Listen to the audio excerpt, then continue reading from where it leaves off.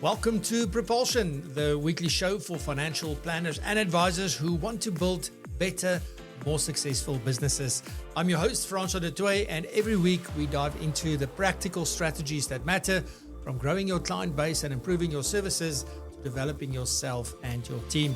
Whether you're running your own practice or you're part of a larger firm, you are guaranteed to find actionable insights to help your business thrive.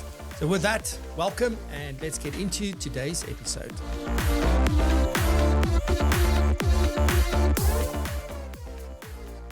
Francois, you got to learn something new every day. Elke dag iets nieuws leer.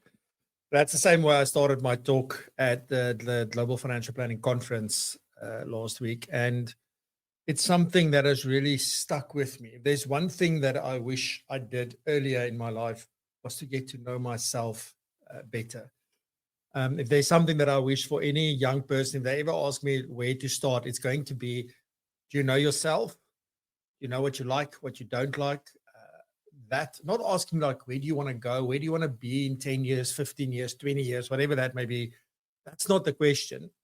The question is, how well do you know yourself? And that is the starting point for any one of us. Doesn't matter our age. I only started figuring this out when I was 40. Almost said 10 years ago. It was 10 years ago. But when I was 40 years old, came to a point in my life where I went, sure, I don't know. I just know I don't like a bunch of stuff, but I couldn't honestly tell you, what do I enjoy? What gives me energy? What makes me happy? I think when I was in the moment, I really understood what that was, but I also didn't really know. I couldn't list it. And today I've got a better idea. I don't think I can still list it because I realized that I like quite a bit of different things. So be that as it may, I've gone on that journey. And that's often framed as personal development. That's the way that we think about it. And personal development encompasses quite a few things. So let me just take you a little bit back to where did all of this sort of start for me before I get to answering the question, right, does it ever stop? Should we ever stop with personal development? Is it ongoing? Is it forever? Why do I feel so frustrated in my journey? So I'm going to try and answer some of those, at least from my perspective for you. But the person that said to me, Francois, you have to learn something new every day, I don't think he was thinking about personal development. I don't think he was thinking about any of that kind of stuff. He was just saying, like, if you want to keep your mind fresh, you want to keep your mind young, you want to keep your life interesting, you've got to learn something new every day. Now, it doesn't have to be a profound thing. It doesn't have to be whoa, it's like the universe unlocked for me. It's not about that. It's really about I know something today that I didn't know yesterday. I experienced something today that I never experienced before. I might change the way that I think. I might change what I believe about something. So all of those things are really key and important. But anyway, so let me take you back to the late 90s, okay? It was possibly 96, 97, I don't know, somewhere around about there. And I met someone that was introduced to me because he wanted, could have been the early 2000s. Like, he wanted an internet connection, and that's how he got to me. So somebody who knew us both, and we had a franchise at the time that sold internet connections and subscriptions and things. And I met Uncle Vidi. Uncle Vidi at the time when I met him was 80 years old, 80. So he was 80 years old. He smoked quite a bit of pipe. He always had a pipe in his hand. He was always smoking. It feels like he never stopped smoking, but he always had the pipe, and he was always interesting. And he was a small, tiny guy, and like already a little bit, like a little bit bent over and stuff. And we stood in our driveway when he said these words to me, and Fran's got to learn something every day. But what inspired me most about Uncle Vidi back then, and I think why this left such an impression on me, apart from the fact that him and I shared a love for computers and for the internet that was just coming online and things, was the fact that he was so excited by technology. He was so excited by life, it seemed. And he really spoke with a lot of passion about all of the different things. Now, he here's the big kicker. He taught himself to program, to write software code when he was 65 years old. And that was for me like, surely people of that age is not interested in tech. Yet he taught himself from books how to code. And at that time, which is obviously about 15 years later, at the age of 80, he was writing programs from Henneman in the Free State, where I come from, this tiny, tiny town. He was writing software code, shipping it off to Los Angeles in the US. And he was doing programming basically. Well, does that mean that he had a remote job long before this became a thing? Absolutely. And all of that left this big impression on me. And since that day, was learn something new every day, learn something new every day. But then even with that in my mind, I think back to everything that's happened, how in the early days when we started a business, that I was still more interested in playing action cricket and in having a braai with my friends. And I don't know, not taking it so serious. And back then we didn't have the access to information like we have today. There was no YouTube. There was no, the internet that was there was very, very basic. And there wasn't much that you could do or see. We were selling domains to people and saying, oh, you got to register your domain. And people were like, what is this? I remember sending faxes to businesses in the gold fields to say, you got to register your domain. You got to thank me one day. And yeah, look where we are today. But anyway, so it's a little bit off the topic. But that was Uncle Vidi, and that's sort of where my curiosity started. I've got to learn something new every day. I think that curiosity grew and grew and grew over time, where I was really like, it became, I won't say an obsession, but it was definitely something that I spent a lot of time on to try and learn things. And it became this thing where I needed to know everything about how something worked. When something new came out, I wanted to know how that works. Late in life, I learned like, that's an interesting thing. Can I spot the opportunity? And then you can go out and find people that wants to know exactly how that works. But if you're building a business, you don't necessarily need to know every single thing. But till today, that's my thing. I want to know how this works. Nobody's going to tell me. I want to know. So that's sort of the long and the short of it. But the one thing that I learned over time was that, there's different ways of being curious. Because I think what I see with many of us, and this is probably where this question came from as well, in part from, I do all of this development, I learn all these things, but why am I feeling so frustrated? And for a very long time, I was just soaking in information. And at some point, I realized like, okay, but I've heard all this stuff now. Like, not the first time I'm hearing this. That's the same story as that, and the same story as the next thing. I think that's sort of when you get to the point where you start realizing, okay, maybe you now know enough, because when you're a learner, you want to learn everything. It's almost like you're searching for that silver bullet or that golden bullet or whatever special bullet there is, that one little thing that's going to be different from you than for everybody else. And here's the kicker, that there is no such thing. Things are all based on principles. And if you understand the principles, you can make it work in your life. But anyway, so I got to that point where I no longer wanted to learn things. I wanted to be curious, but I became a little bit more curious around, but how does it work? What happens when I do the things? All these like amazing things that are locked up in my brain. What if I start doing those things? And then I have a whole new world open to me around, I can be curious through doing. It's not only through learning or consuming, it's also through taking action and doing. And sometimes there was, funny enough, new learning that took place through doing things that I never read anywhere or experienced anywhere else. I learned through doing the thing, and now I broadened my knowledge even further and my experiences even further. But that was a big realization. We say, you're not only curious by searching the web and by looking at videos. Anyway, sorry, I'm repeating myself here. But hopefully you get what I am talking about. The thing is that you learn that there are so many new ideas that will pop up for you, so many new things that you'll start to think about, so many possibilities that you start seeing. But also one thing that you will learn is that, or experience, and you might have experienced this and you can let me know, but is this whole thing around, it's different the way that things come about when you do it, right? So we can read exactly the same thing, we can learn exactly the same thing, and then when we go and do it, we have two very different experiences because our own belief systems are different, our environments where we sit are different.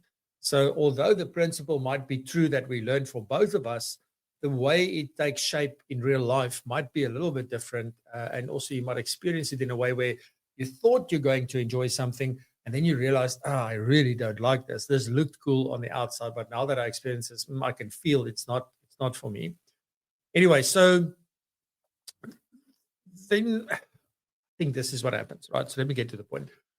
We get stuck in this circle of learning and learning and doing and learning and doing and learning and doing. And then we sort of one day realize, like, but it feels like we're not moving. It feels like we are stuck. Doesn't matter how much I learn, doesn't matter how valuable I become.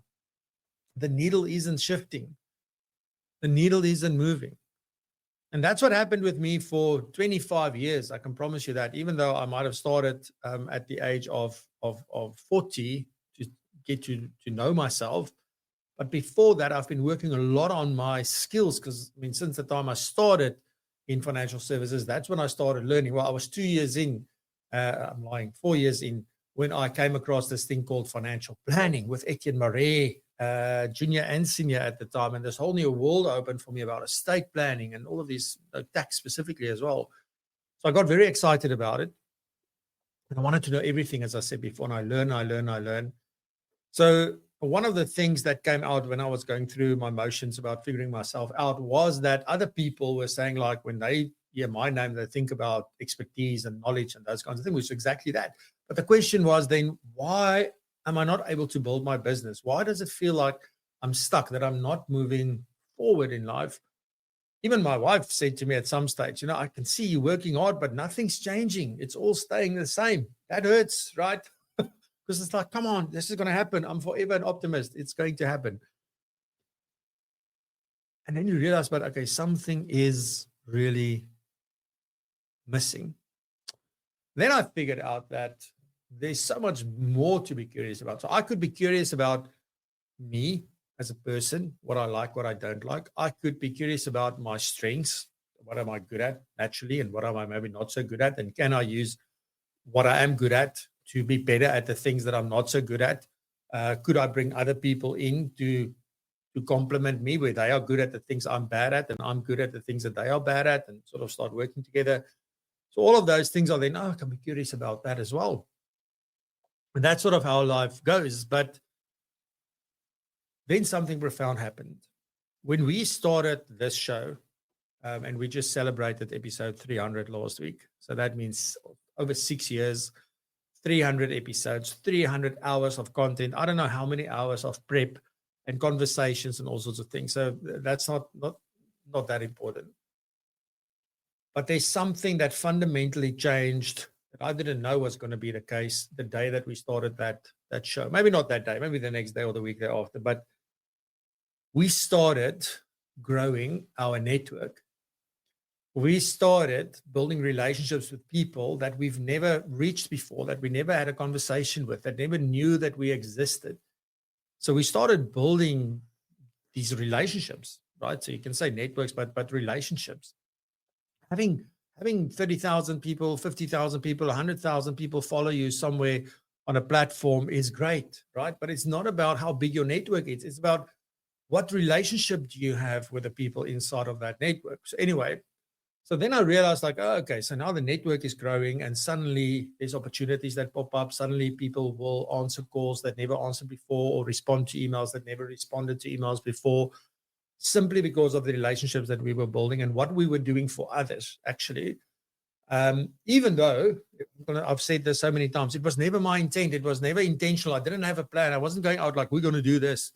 But here's the thing I learned is that once you start building your network, like, it's fine to say that you and I will do things by ourselves, that you and I are, we don't need anybody else. And I think you need to have that. You can't not have that. If you feel like you can't do anything unless somebody helps you, you have a problem. But I can't also tell you this, that it is amazing when other people help you. It is amazing to ask for help often we are too proud and we don't want to ask for help because we believe that maybe, I don't know, like we don't deserve help, or people, why would they want to help me? Or people just don't care. And none of that is true. Everybody cares. Everybody's just busy. But that's the thing, right? So now as the network builds, suddenly things happen. And then there's more things that you need. So you can build a network as big as you want, and you can have all the knowledge in the world. And that knowledge, by the way, can be like just knowledge. And it usually that translates into skills.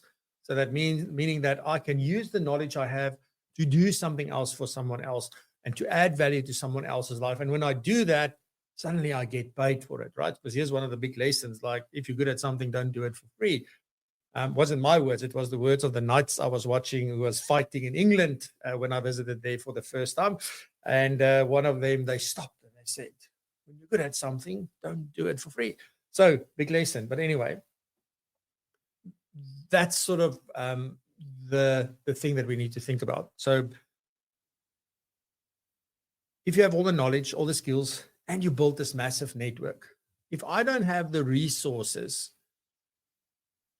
to help me connect with that network or to deliver what I say I'm going to deliver to that network, I also don't really have anything, right?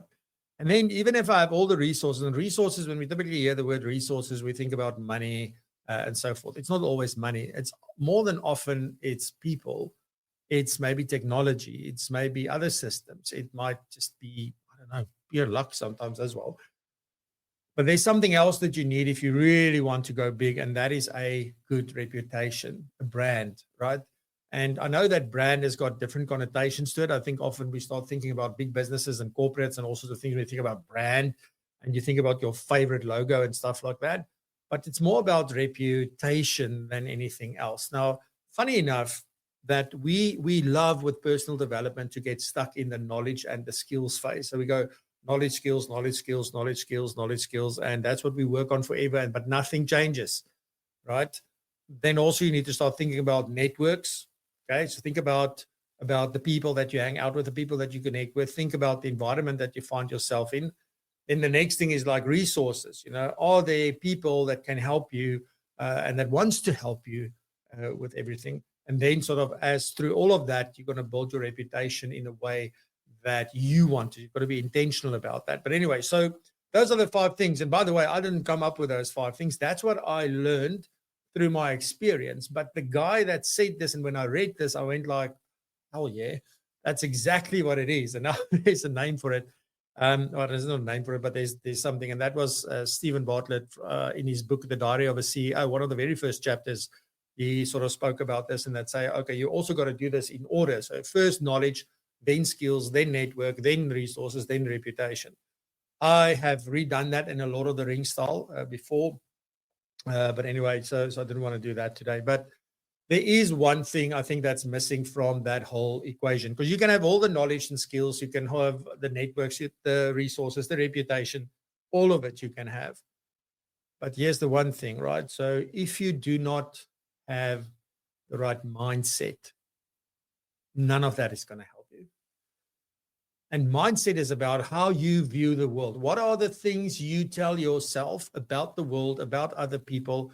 And the reality is that those things are, your beliefs are framed through your experiences and your lived experiences. And often because it happened to you or to somebody that, or you saw it happening, we think about that it's true. It's absolutely true. Just because you saw it once means that's now forever true. And unfortunately, that is the lens through which we view most things. And what we believe about things are it's got such an impact on our lives that we don't even know it. Now, there's only one way to really change what it is that we believe, is that we need new information that proves the contrary. Now, in today's world, we also got to be very careful about that. So I'm very concerned with the source of the information that I look. And I can tell you this as well, when you start looking at information that is absolutely polar opposite to what it is that you believe, that is so uncomfortable. I'm not even being funny. So that in itself is sort of a growth thing that we need to go through. So that's sort of what I wanted to say about this whole thing about learning something new every day, having to stay curious and forever learning. and then sort of looking at building your knowledge, your skills, your network, your resources, and your reputation, and making sure that you foster the right mindset to take you forward. But now we get this question, and should I ever stop with this? Should I ever stop developing these 5 aspects? Should I stop doing personal development? Now, here's what happens in real life from my experience and from my perspective is that we do stop. We do stop. We just maybe don't realize that. It feels like we're forever developing and developing and developing. But you go through a growth phase and you learn new things and it becomes, oh, wow, this is mind-blowing. Think about whether you did your CFP, your postgrad, or whether maybe you learned about your strengths, or maybe you learned some new computer system. Whatever it was, there's something that you went through a growth phase and it's like, whoa, there's a whole new world opening up to me. And then you got to start using what you've learned. Now, that in itself is sort of part of the learning because now you're transferring the knowledge to skills, but you stop learning and you start doing it. You're making things a habit and you're making things feel, you're normalizing all these new ways of doing things that you learned, or understanding why you do certain things, or learning how to say no, because you know that because of responsibility being your top 5 strength, that it makes it very difficult for you as well to say no. But in the same hand, you've got a responsibility to say no so that you can protect yourself, right? And all of these things you learn, but you've got to go through the motions of doing and doing and doing. So while we are doing or implementing, we're learning, but in a different way. We're not consuming, right? So it's a good way. So the one I think is very different from the other. So in that sense, we do stop. And then also once we've gone through that, for those of you that are in your own business or you're running your own practice, you inevitably are going to be working on your business, taking what you've learned in your personal development journey. And remember, everything is part of anything that is attached to you that people can't take away from you. That's personal development.